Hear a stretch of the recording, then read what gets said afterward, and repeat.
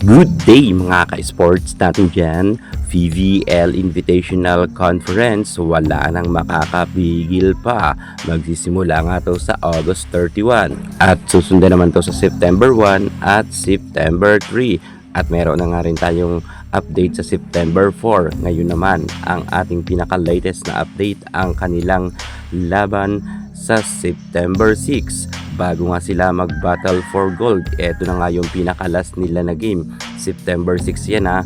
Tapos nyan, battle for gold na tayo. At yan na, magkakaalaman na kung sino talaga ang malakas na team. Siyempre, alam naman natin na bawat game ay napaka-importante. Kinakailangan na makaunang panalo dito ang nasabi nating unang maghaharapan para sure na makapasok sila sa battle for gold. Narito na ang kanilang update para sa kanilang game sa September 6. Pero bago ang lahat, subscribe ka muna, click ang ating notification bell para lagi kang updated sa lahat ng issue patungkol sa volleyball. Susunod na.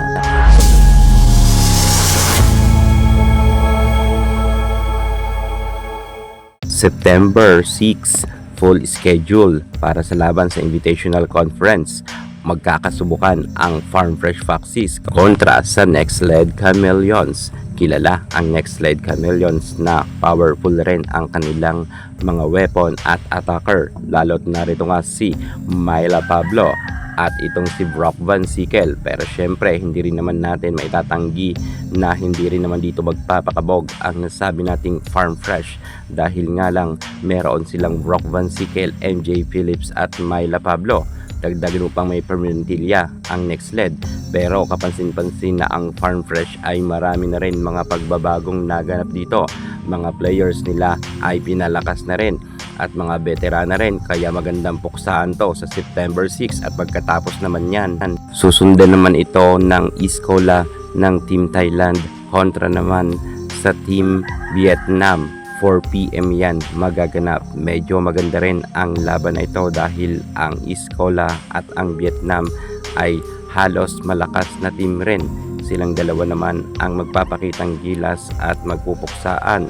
Kung sino man ang manalo dito, talagang may chance sila na makaabante para sa battle for bronze or battle for gold na labanan. Dahil magaganap naman yan sa September 8. Pero talagang maganda rin ang magiging labanan nito. Sino kaya ang magwawagi? Pagalingan na lang talaga sila ng diskarte. Well, ang Team Thailand ay subok at matibay na rin. Kahit ang Team B nila ay palaban na rin. Gayon rin naman ang Team Vietnam. Hindi rin naman sila basta-basta magpapakabog dahil ang mga players naman ng Vietnam ay hasang-hasa na rin kahit wala silang tuyin sa kasalukuyan. Samantalang pagkatapos ng Iskola at ng Team Vietnam, 6:30 naman ng hapon or paggabi na to, ang puksaan naman ng PLDT kontra sa Kremlin Cool Smashers. Minsan na ngang tinalo ng PLDT ang nasabi natin malakas na team na Kremlin Cool Smashers sa pangunguna nga ng ating magaling na si Savannah Davison. Ang tanong, ngayong VVL Invitational Conference, mauulit kaya nila na mapatiklop ang nasabing kupunan ng ating Phenom Superstar Alyssa Valdez? Lalo't wala nga ngayon si Gia Maysing, wala rin nga ngayon si MB Fons at si Jen Nierba.